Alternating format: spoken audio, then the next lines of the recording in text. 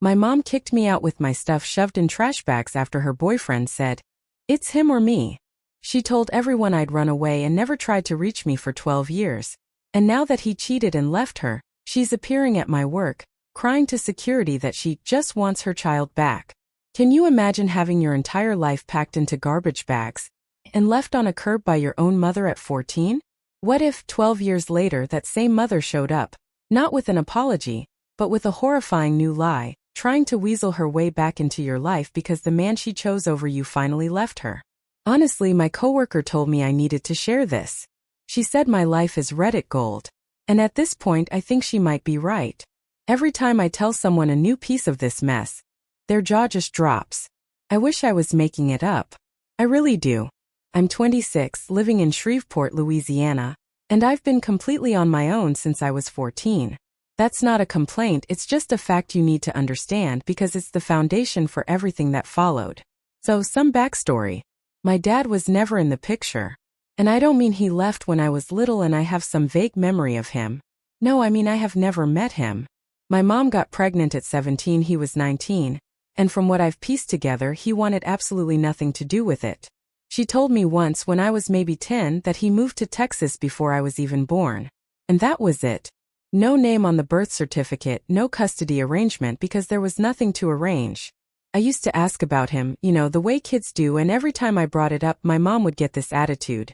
Like I was personally insulting her by being curious about my own father. She'd snap, "You don't need him.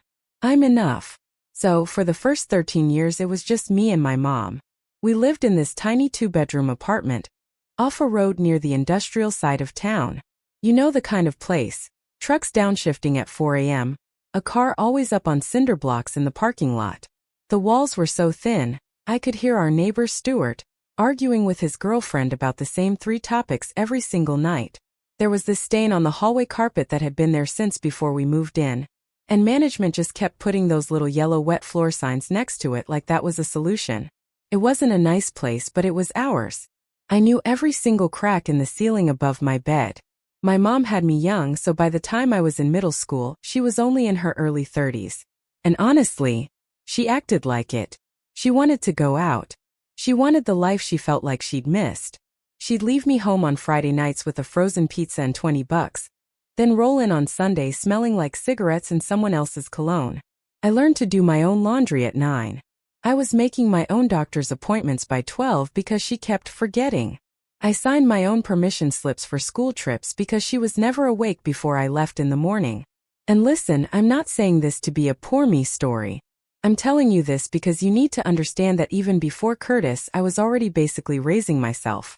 My mom was physically present in that apartment, but she was completely checked out. I was the kid who always had the house key on a lanyard around my neck, because there was nobody home after school. Then Curtis showed up. My mom met him at some bar, I don't even know which one, doesn't matter. He was maybe mid-30s, worked some kind of weird shift rotation, so his schedule was always all over the place. Sometimes he was home all day, sometimes gone for days. He moved into our apartment about 5 months after they started dating, which even as a 13-year-old, I knew was fast. He showed up with a truck full of his stuff and just started filling the apartment. Suddenly, there were his boots by the door, his coats taking up the whole closet, his food in the fridge. I went from having my own space to feeling like a guest in my own home. Overnight. Curtis did not like me. And I'm not talking about that normal awkward thing where a guy doesn't know how to act around his girlfriend's kid. No. Curtis actively, openly wanted me gone. He'd make these comments when my mom wasn't in the room, about how the apartment felt too small, how teenagers were messy and loud, how he and my mom couldn't build something real, with me always underfoot. He actually told me once that my mom was a different person before she had me, happier, lighter, like I was this anchor she'd been dragging around and he was trying to cut her free. I was 13 when he said that. I was just sitting at the kitchen table doing homework, and he was leaning against the counter, eating cereal out of a mixing bowl because he'd already broken 2 of our regular bowls within his first month there and never replaced them. My mom, she just slowly started orbiting him like he was the sun and I was some old satellite drifting further out. She stopped asking about school. She stopped noticing when I was upset. One time I had a fever, a real one, probably 102. I asked her if she could take me to the clinic, and she just told me to take some Tylenol because she and Curtis had plans. I rode the bus to the urgent care by myself, a blanket wrapped around me, shaking. The nurse asked where my parents were and I just said, "My mom's busy." The nurse gave me a look that I still remember to this day. That look adults give you when they understand something about your life that you haven't quite figured out yet. The thing about living with Curtis wasn't one big, dramatic blow-up. At least not until the very end. It was a slow suffocation. He'd eat the last of something and not replace it, so I'd open the fridge after school and there'd be nothing but his beer and condiments. He'd take over the living room TV every night, so I'd sit in my room with the door shut, doing nothing. He'd have my mom laughing about something in the kitchen, and if I walked in, the energy would just die. Like I was this mood killer just by existing. My mom started keeping her bedroom door locked when they were in there, which she never did before. I started feeling like I was living with two roommates who didn't want a third. And the weekends, they were the worst. That's when Curtis would really make it obvious. They'd go out together Friday and Saturday, sometimes Sunday too. No invite, no mention. They'd just be getting ready, then leaving. I'd be in the apartment alone for whole weekends with whatever groceries were left. I ate dry ramen noodles once. Not even cooked, just crunched them up in the bag with a seasoning packet sprinkled in. Because there was literally nothing else, and I didn't have money to order food. I was 14. Then came the Thursday. I remember it was Thursday because I had a math test the next day I'd actually been studying for, which was rare for me at that point. My grades had tanked since Curtis moved in because, shockingly, it's hard to focus on algebra when your home life is falling apart. I came home from school, and there were garbage bags on the front step. Big black hefty contractor bags. And my stuff was inside them. Clothes, shoes, my pillow, some books. Not everything. Just whatever they decided was mine. My favorite hoodie wasn't in there. My yearbook from 7th grade wasn't in there. A photo album my grandma Zara gave me before she passed when I was 11, that wasn't in there. That album had every picture of me from birth to about age 9. And I have never seen it since. My mom came outside and she was crying. But I need to be very specific about what kind of crying this was. She wasn't crying for me. She was crying because she felt guilty. And those are two completely different things. One is about the other person's pain, and one is about your own discomfort with what you're doing. She was doing the second one. She told me Curtis said he couldn't do this anymore, and that if I stayed he was leaving. She said she called her sister, my Aunt Tammy, and that Tammy said I could stay with her for a while. She told me this was temporary. She told me she'd come get me soon. She said it like she was dropping me off at summer camp, not putting my life in trash bags on a concrete step. I didn't cry. I remember that. I just picked up the bags, sat on the curb and waited for Tammy to come get me. My mom went back inside. I could see the TV light through the window. Curtis was watching something. Aunt Tammy drove 40 minutes from Bossier City to pick me up. She showed up in her minivan with the sliding door that stuck. She put my garbage bags in the back, and she didn't say a word about my mom the entire drive. She had 2 kids, my cousins Brittany, who was 8, and her brother Bennett, who was 5. Their place was small. 3 bedrooms, 1 bathroom, and a kitchen you couldn't have 2 people in at the same time without bumping into each other. I slept on the couch for the first few months. Eventually, Tammy cleaned out a corner of the laundry room and put a twin mattress on the floor for me. That became my room. A mattress wedged between a washing machine and a shelf of detergent bottles. I did my homework at night with the spin cycle going because Tammy ran laundry late after the kids were asleep. The dryer vent leaked warm air that made the room humid. My clothes always smelled faintly like Gain and machine heat. I lived in that laundry room for 3 years. And here's the part that still makes me want to break something. My mom told everyone I ran away. She called the family, called the neighbors, called whoever would listen, and told them that I'd gotten out of control. That I was rebellious and difficult and ungrateful. And that I'd taken off one day and refused to come home. She completely flipped the entire story. And people bought it because I was a teenager and teenagers are stupid. And my mom was charming when she needed to be. And Curtis was right there backing her up. Tammy knew the truth. She picked me up. She saw the bags on the step. She saw me sitting on the curb. But Tammy is the type of person who treats conflict like a house fire. She just leaves the building and hopes it burns out on its own. When I'd ask her why she didn't tell anyone what really happened, she'd say she didn't want to make things worse. I'm sorry. Worse for who? For me? Sleeping on a mattress in your laundry room at 14? Or worse for you? Because you'd have to have an uncomfortable conversation with your sister. In 12 years, my mother did not contact me. Not once. Not on my birthday, not on Christmas, not when I graduated, which I did, by the way. I got my GED at 16 because my attendance was a mess from working in transportation issues. Then I went back and actually finished at an alternative school.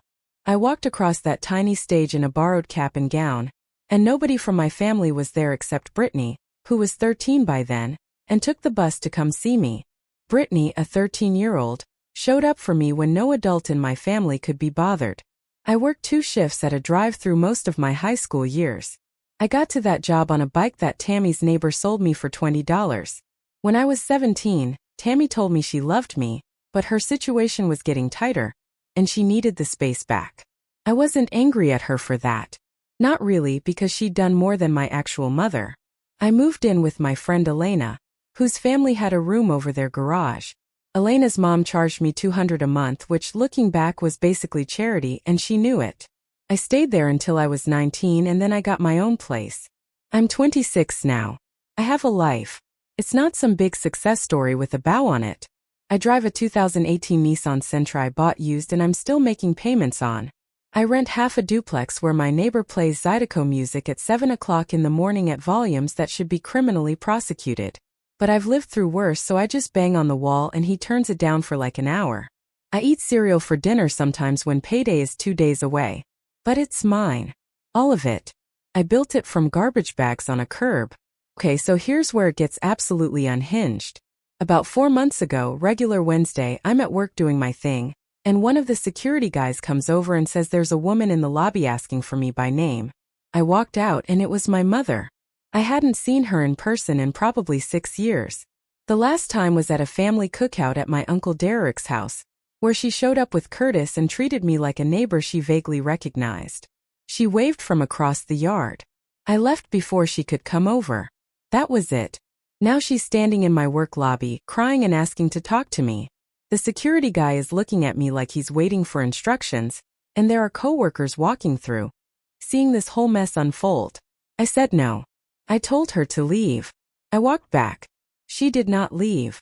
She sat in that lobby for almost an hour until security told her she had to go. She came back the following week. Same thing.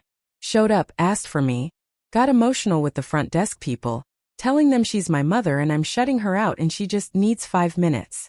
Natalia from my team had to come get me because the receptionist was overwhelmed. I went out there, and I told my mother directly that if she came to my workplace one more time, I'd have her officially trespassed. She kept saying Curtis was gone, that she'd made the biggest mistake of her life, that things were different now. I told her that was real interesting for her, and that she needed to leave my building. I found out through Tammy what happened. Curtis cheated on my mom. Not some small thing. He'd had this whole other situation going for years. Some woman he'd been seeing the whole time. He just straight up told my mom he was leaving her for this other person. Packed up and left. Left her alone in the same apartment she threw me out of 12 years ago. And the second he was gone, she couldn't handle being alone. Started calling family members she'd frozen out for years. And she found out where I worked because my cousin Brittany mentioned it in a family group chat. Brittany felt terrible about that. She had no idea my mom was even in that chat still. After I told my mom not to come back, she did what she does best. She went full victim. Called every relative she could reach. Aunts, uncles, cousins, people I haven't heard from since childhood. Told them all she'd tried to apologize and reconnect. And I'd threatened her with security and was being cruel and heartless. And it worked. My phone went crazy. Uncle Eric called me and spent 20 minutes telling me family is family. And that my mom didn't put me in the system, she made sure I went to Tammy. And that should count for something. I asked him when he last called me. Silence.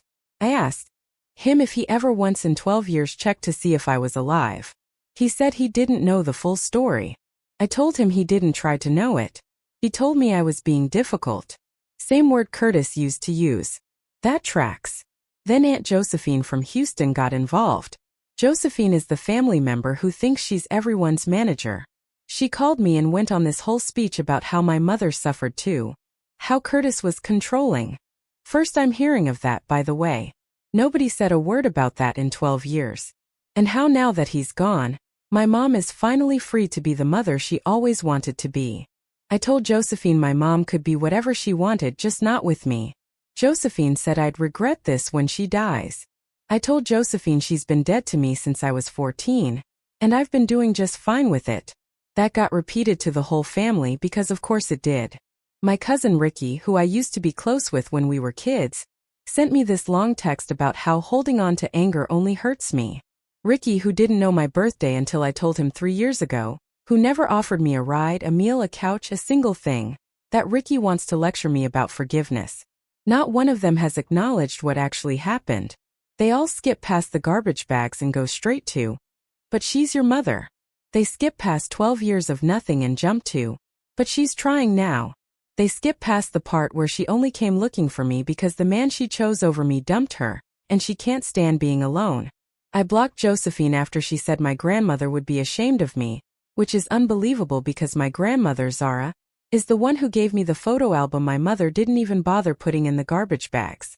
But here's the part one haven't told anyone, and the reason I'm actually posting this. Last week Brittany called me. Brittany is one of the only people in this family I actually trust because she grew up in the same house I did. She was 8 when I moved into Tammy's laundry room, but she remembers everything.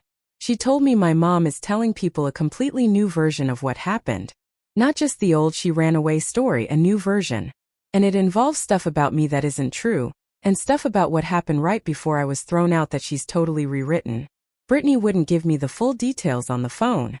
She said I needed to hear it from Tammy, because Tammy knows the whole version of what my mom's been spreading. And there's something Tammy's been keeping from me. Something from when I was 14. Something nobody has told me in 12 years. Brittany was genuinely upset. Not performative upset, not dramatic, actually shaken. She kept saying she was sorry, and that she'd only just found out because Tammy let something slip during an argument they were having about this whole situation. She said I needed to talk to Tammy before I did anything else. I haven't called Tammy yet. I keep picking up my phone and putting it down, but Brittany doesn't exaggerate. She's not a dramatic person. Whatever this is, it shook her, and that scares me more than anything my mom's done so far. So that's where I am. My mother showed up at my job twice, sobbing to strangers about wanting her baby back. Family who didn't check on me once in 12 years is suddenly calling me heartless. And apparently Tammy's been holding on to something since I was 14 that I still don't know. I'm going to call Tammy this weekend. I'll update after. You don't get to come back 12 years later because your boyfriend dumped you and call it a mother's love. That's not love, babe. That's loneliness. Those are two very different things. And I need everyone in my family to learn the difference. Derek really said, family is family. Like that means something. Cool speech, sir. Would have hit harder 12 years ago when I was doing homework next to a dryer, but sure, go off now when it costs you nothing. I think the thing people don't understand about situations like this is, forgiving someone isn't the hard part. The hard part is knowing that if I let her back in and she gets another boyfriend tomorrow, I'm getting dropped again. And I know that because my mom didn't have some big life change. She didn't go to therapy. She didn't wake up one day and realize she was wrong. She just ran out of people. And a mom who only wants you when she's got nobody else will always find somebody else eventually. Brittany taking a bus at 13 to watch me graduate is the only real love in this entire story. And I will not be taking questions on that. Update. First of all, thank you to every single person who commented. I read everyone. Someone said something about how families treat the person who got hurt like they're the problem, because it's easier than admitting they all failed. And I screenshotted that and sent it to Brittany because that's exactly what's happening here. A few people asked for an update after I talked to Tammy. And honestly, I wish I had a simple, clean answer for you, but this is my family. So, of course, nothing is simple or clean. Okay, let me walk you through this. Saturday morning, I drove out to Tammy's place. I hadn't been out there in probably a year. I usually see Tammy and Brittany when they come into Shreveport for shopping or whatever, but I don't go out to the trailer much because honestly it brings up a lot of stuff. Driving down that gravel road, hearing my tires crunch on the rocks, seeing the tree line, and that mailbox at the end of the driveway that's been leaning sideways since 2014. It just takes me right back to being 14. But I went because Brittany said I needed to hear this in person and she was right. Brittany was already there when I pulled up. She was sitting on the front steps smoking, which she only does when she's stressed. Bennett, Tammy's son, who's 18 now, was inside playing something loud on his TV. Tammy told him to go to his room or leave, and he got annoyed about it, but he left. Went to sit in his truck in the driveway with his phone. So it was just me, Tammy, and Brittany at the kitchen table. Same table from when I was 14. Same wobbly leg. Brittany had stuck a folded napkin under it at some point, but it still rocked every time someone put their elbows on it. Tammy looked like she'd been dreading this. She kept getting up to refill her water glass, even though it was still full. She started by saying she loved me, and she'd always loved me. I could tell she was building up to something she'd rehearsed. I told her I didn't need a speech. I needed the truth. Brittany squeezed my hand under the table. So here's what Tammy told me. The story my mom is currently telling the family, the new story, not the original she ran away version, is this. My mom is telling people that she didn't throw me out. She's saying that Curtis wanted to put me in actual foster care, that he'd already started looking into it, and that my mom intervened by calling Tammy and arranging for me to stay there instead. She's framing it like she protected me from the system, like she fought Curtis to keep me out of foster care, and Tammy's house was the compromise. She's telling people she sent me to Tammy because it was the best option she had, and that she always intended to bring me back, but Curtis wouldn't allow it. I sat there listening to this and I could feel myself getting hot. Just this full-body rage that starts in your chest and goes outward because this is not what happened. Curtis didn't threaten foster care. He said, "It's me or the kid." That was it. There was no negotiation, no compromise, no my mom fighting for me behind the scenes. She chose him. She packed my stuff. She put it outside. End of story. But Tammy wasn't done. She said there's a reason my mom is changing the story now, and it's not just about making herself look better, although obviously that's part of it. The reason is that my mom wants to move in with me. Let me say that again because I need you to understand the absolute audacity of this. My mother, who put my belongings in garbage bags and chose a man over me when I was a child, who told everyone I ran away, who did not call me for 12 years, who only showed up at my job because the man she chose dumped her. She wants to move into my home. The duplex I pay for. The life I built. She wants back in. Tammy said my mom has been telling relatives that I have space, that I live alone, that I have a spare room. I don't. I have a one-bedroom duplex. My second room is barely a closet that I use for storage. And that the right thing for a daughter to do is help her mother when she's in a bad situation. She's been planting this idea with the family for weeks. That's why everyone's been calling me. It's not just about reconciliation or forgiveness. It's a campaign. She's trying to get the family to pressure me into letting her live with me. Brittany was watching my face while Tammy was telling me all this, and I could see she was bracing for my reaction. I was honestly so calm it was scary. I looked at Tammy and I told her, "Okay, that's insane, but that's not what Brittany said you've been keeping from me. What's the other thing?" Tammy got quiet. She did the water glass thing again. Stood up, walked to the sink, ran the tap even though her glass was full, sat back down. Brittany told her to just say it. When I was 14 and my mom called Tammy to come get me, Tammy didn't just agree and show up. There was a conversation before that. My mom called Tammy the night before the garbage bags Wednesday night. And during that call, my mom didn't just ask Tammy to take me. She asked Tammy if she would keep me permanently. Not temporarily, not for a few weeks while things calmed down. My mom asked her sister to take full custody-level responsibility for me, with no plan to ever take me back. Tammy said my mom's exact words were something like, "I can't do this anymore, and I need you to take her and not bring her back." Not Curtis can't handle this. Not I need some time. No. I can't do this and don't bring her back. My mom didn't choose Curtis over me because he gave her an ultimatum. The ultimatum might have been real. I don't know. Maybe he did say it's me or the kid. But my mom was already done. She'd already decided she didn't want to be my parent anymore. Curtis was just the excuse she used so she didn't have to say the real thing out loud, which is that she was tired of being a mother and she wanted out. Tammy told me she didn't tell me this before because she thought it would do more harm than good. She said I was already dealing with enough, and knowing that my mom actively wanted to get rid of me versus being pressured into it by Curtis would have destroyed 14-year-old me. And maybe she's right about that. Maybe 14-year-old me couldn't have handled knowing that. But I'm not 14 anymore, and she should have told me years ago. I asked Tammy why she's telling me now, and she said it's because she's furious about my mom's new story. The idea that my mom is going around telling people she fought to keep me, that Curtis was the villain and she was the hero who saved me from foster care. When Tammy was on the phone with her that Wednesday night and heard her say she didn't want me anymore, Tammy said she can't stay quiet about that. She said she's watched my mom rewrite history for 12 years and she's done. And then something else came out. Brittany already knew this part, which is why she'd been so insistent I come in person. My mom has been talking to Uncle Derek a lot. Not just the one call about pressuring me. Regular conversations multiple times a week. And Derek, wonderful Uncle Derek, who lectured me about family being family, has been helping my mom plan this whole thing. He's been advising her on what to say to relatives, how to frame the story, which family members to call first, who's most likely to side with her. Derek has basically been running a PR strategy for my mother's redemption tour.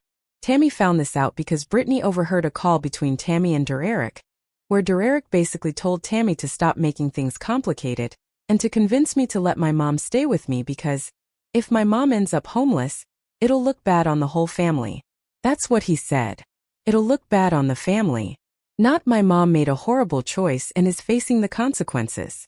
Not my mom abandoned her child, and that child doesn't owe her anything. No. It'll look bad on the family if we don't fix this. So Derek doesn't actually care about reconciliation. He doesn't care about my mom's feelings or mine. He cares about appearances. He cares about being able to say at the next family barbecue that everything's fine, and everyone's taken care of, and nobody has to feel uncomfortable about what happened to me. I asked Tammy point blank why she never stood up for me. Not now. Before. When I was 14. When I was 15 and sleeping in her laundry room, and the whole family thought I was some runaway problem child. When I was 16 working at a drive-thru trying to finish school. Why? She never once told anyone the truth. Tammy started crying. She said she was scared of my mom. Not physically scared, but scared of being cut off from the family. She said my mom has always been the one who controls the family narrative. If you go against her, you're out. And Tammy was a single mom with 2 kids and no support system outside of this family, and she couldn't afford to be on my mom's bad side. She chose her own survival over telling the truth for me. And you know what? I understand that. I do. I hate it, but I understand it because I know what it's like to not have a safety net and make choices based on fear. But understanding it doesn't make it not hurt. She watched me grow up in her laundry room, knowing the truth, and she said nothing for 12 years. That's not nothing. Brittany was crying too at this point. She told me she's been arguing with Tammy about this for weeks. Ever since my mom started showing up at my job, Brittany has been pushing Tammy to tell me the truth, and Tammy kept putting it off. It took Brittany basically threatening to tell me herself for Tammy to agree to this conversation. I sat at that wobbly kitchen table for almost 2 hours. By the end I wasn't angry anymore. Or I was, but it had shifted into something else. Something focused. Here's what I know now. My mother didn't throw me out because Curtis made her. She threw me out because she wanted to, and she used Curtis as cover. She's now rewriting the story again to position herself as my savior, so that the family will pressure me into giving her a place to live. Derek is actively helping her strategize this. The entire family pressure campaign isn't organic concern. It's coordinated. And Tammy has known the truth this whole time and only told me because my mom's new lies were too much even for her. I drove home from Tammy's and I sat in my duplex and I just thought about things for a long time. I thought about that Wednesday night phone call where my mom told her sister to take me and not bring me back. I thought about the garbage bags. I thought about riding a $20 Schwinn to a drive-through job in July heat. I thought about the spinning washing machine next to my mattress. I thought about every birthday and Christmas that came and went without a single call. And I thought about my mother standing in my work lobby, crying about wanting her baby back. She doesn't want her baby back.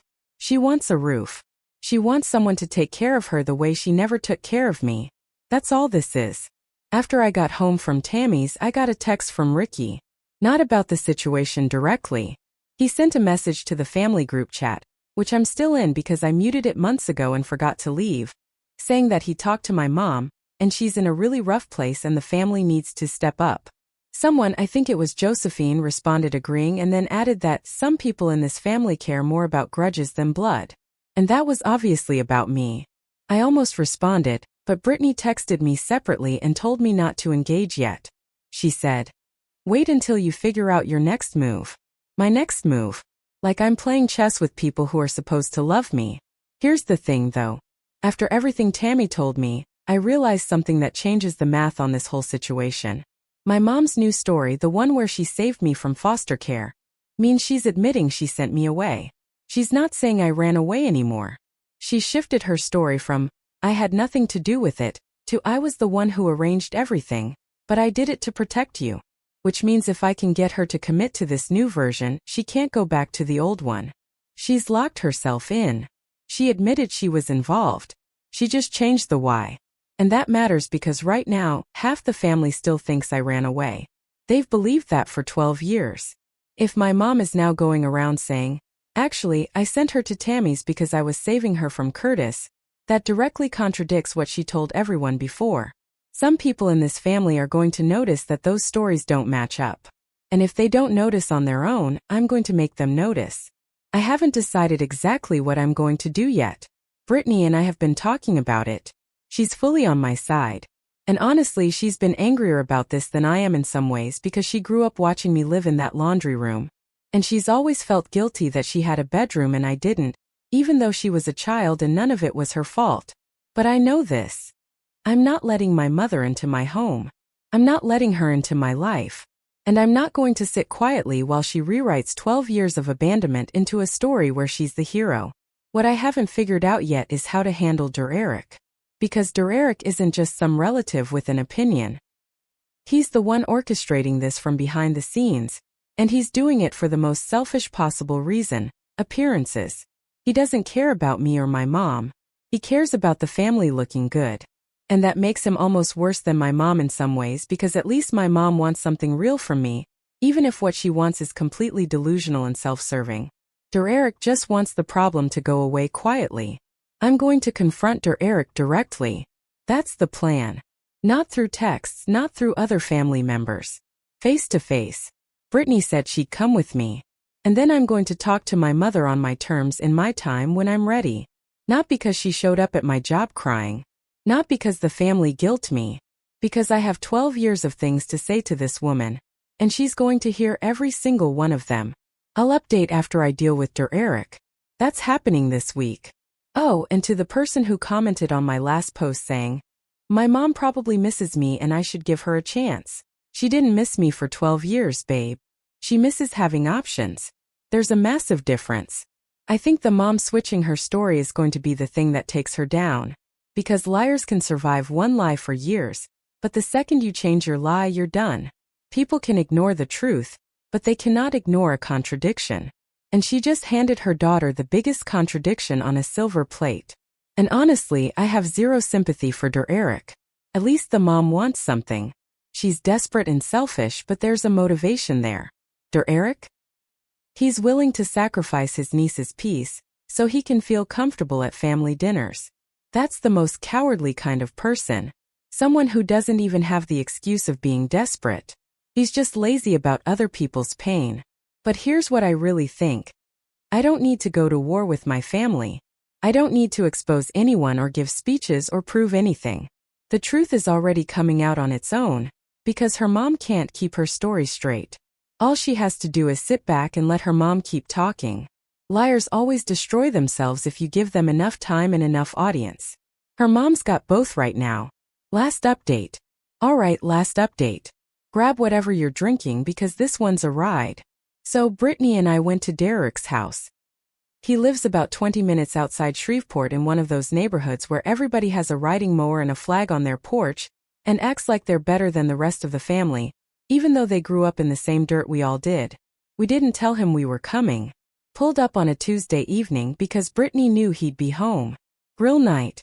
Same routine for years. Man has never missed a Tuesday grill night in his life, but couldn't pick up a phone once in 12 years to check on his niece. He came to the door looking annoyed. When he saw me and Brittany, his whole face shifted. tried to be casual, waved us in like we were just stopping by. I didn't sit down. Brittany didn't either. We stood in his kitchen and I told him I knew everything. The phone calls with my mom, the strategy, him telling Tammy to convince me. The fact that this whole family pressure campaign wasn't organic, it was coordinated and he was running it. Dererick tried to play it down. Started talking about family coming together. Nobody benefiting from fighting. My mom struggling. And him just trying to find a solution. He kept saying that word solution like I'm a math equation. I told him I wasn't a solution or a problem. I told him I was a person he ignored for 12 years, who is suddenly relevant because my mother needs a place to sleep. He got irritated, said I was twisting things. I told him to name one time. One time he reached out to me between the ages of 14 and 26. One birthday, one holiday, one random Tuesday like the ones he spends grilling on his nice porch. He stood there, then tried to say, "This isn't about the past. It's about right now." And I told him, "Okay, Dererick, you want to talk about right now?" Right now I'm 26. And I still can't walk past the school supply aisle in Target in August without feeling sick. Because when I was 15, I stood in that aisle at the Walmart in Bossier City and watched a mom help her daughter pick out a new backpack and folders. And the girl was complaining about wanting the purple one instead of the blue one. And her mom was laughing and put both in the cart. And I was standing there with a used backpack I got from a donation bin at Tammy's church that had someone else's initials written on the inside flap in Sharpie. I carried that backpack for 2 years. I had to put duct tape on the strap junior year because it was ripping. And that girl was complaining about the color of her brand new bag. And I would have given anything for a mom who cared enough to stand in that aisle with me. That's right now, Dererick. That doesn't go away because my mom decided she's lonely. He didn't say anything. Brittany jumped in and told him she heard his phone call with Tammy, heard him say this was about making the family look good, and that he needed to stop pretending any of this was about love, because it was about his own embarrassment. Dererick got mad at that, told Brittany she was a kid who should stay out of grown folks' business. Brittany reminded him she's 20, and also reminded him that she was the only person who showed up to my graduation at 13 years old on a public bus, so maybe she's earned her seat at this table. I asked Dererick one last thing, whether he actually believed my mom wanted a relationship or if he knew this was about housing. He didn't answer. Just said, "Family takes care of family." And I told him, "Yeah, I know that. Because I spent every Thanksgiving from 14 to 18 watching Tammy try to stretch a meal for 3 kids when she could barely afford 2. I told him, "I know what family taking care of family looks like because I lived it in a laundry room and it wasn't him doing it. It was a woman with a wobbly kitchen table and a spare mattress who never once asked for credit or called the relatives or made it anyone else's problem. That's family taking care of family. Not whatever he was doing from his nice house with his Tuesday grill nights while I was riding a busted Schwinn to a drive-through job in August heat so I could buy my own school shoes." We left. He didn't try to stop us. Then my mom. I texted her from the car. I know I said I wanted to do this in person and on my terms, but after Dererick I was so fired up I couldn't hold it. I told her I knew everything. The Wednesday night call to Tammy. Take her and don't bring her back. The foster care lie, the fact that she wants to move in with me, all of it. She called immediately. I answered because I had 12 years of things to say and I was done waiting. She started with the sobbing. Kept saying, "You don't understand. You don't know what it was like. Curtis controlled everything." She was trapped. I let her go for about a minute and then I cut in. I told her Curtis didn't dial Tammy's number. Curtis didn't pack those bags. Curtis didn't walk outside and tell a 14-year-old this is temporary, when she knew it was permanent. She did all that on her own, with her own hands and her own mouth. She switched angles, started talking about how young she was, how she never got to have a life, how she loved me, but she was drowning. And that's when I really let her have it because I was also drowning and I was a child. I told her, "Do you want to know what drowning actually looks like? Drowning is being 15 and getting your period at school and not having a quarter for the machine in the bathroom, and being too embarrassed to ask anyone, and stuffing toilet paper in your underwear and walking around like that for the rest of the day because you don't have a mom to call. Drowning is sitting in Tammy's laundry room at midnight doing homework while the washing machine shakes the floor, and your cousin has a bedroom with a door, and you have a mattress between a Kenmore and a shelf of Gain. Drowning is being 16 and having a teacher ask you to bring in a baby photo for some class project, and you don't have a single photo of yourself as a baby because your mother didn't put the album in the garbage bags. Drowning is watching Elena's mom pack Elena's lunch every morning and write little notes on the napkin, and knowing that nobody has written you a note like that, ever. That's drowning. She was 30 years old with an apartment and a boyfriend. I was 14 with nothing. And she wants to compare. She got quiet for a while. Then she tried something new. She told me she came to get me once, about 6 months after she threw me out. She said she drove to Tammy's and sat in the driveway but was too ashamed to go inside. Drove home and never tried again. I told her that was worse than never coming at all because it means she knew exactly where I was. She could have walked 20 steps from her car to that door. 20 steps. And she chose not to because she felt uncomfortable. Her shame was bigger than her kid. And I told her I want her to think about what I was doing that day. Whatever random day she sat in that driveway, I was probably doing homework next to a dryer, or cooking ramen for dinner, or trying to figure out how to get a ride to my shift the next day. I was right there 20 steps from her and she drove away. She chose herself like she always does. That's when she got angry for the first time. Stopped crying. Told me I was being cruel, and she came to me with an open heart. And I keep throwing it in her face. She said she knows she messed up but she's trying now, and I won't give her a single chance. She said she can't change the past but she's here now. And I'm punishing her for something that happened 12 years ago. I told her I'm not punishing her. Punishment means I'm doing something to her. I'm not doing anything to her. I'm just not doing anything for her. And there's a difference. I told her she doesn't get to call it cruel when I do to her exactly what she did to me, which is choose myself. I told her she's not entitled to my forgiveness because she finally decided to show up. She's not entitled to my home because hers is empty. And she's not entitled to call herself my mother when the only mothering I ever received came from a woman who gave me a mattress next to a washing machine, and a cousin who took a bus to watch me graduate. She went quiet. Then she just said, "So that's it?" And I said, "Yeah, Mom.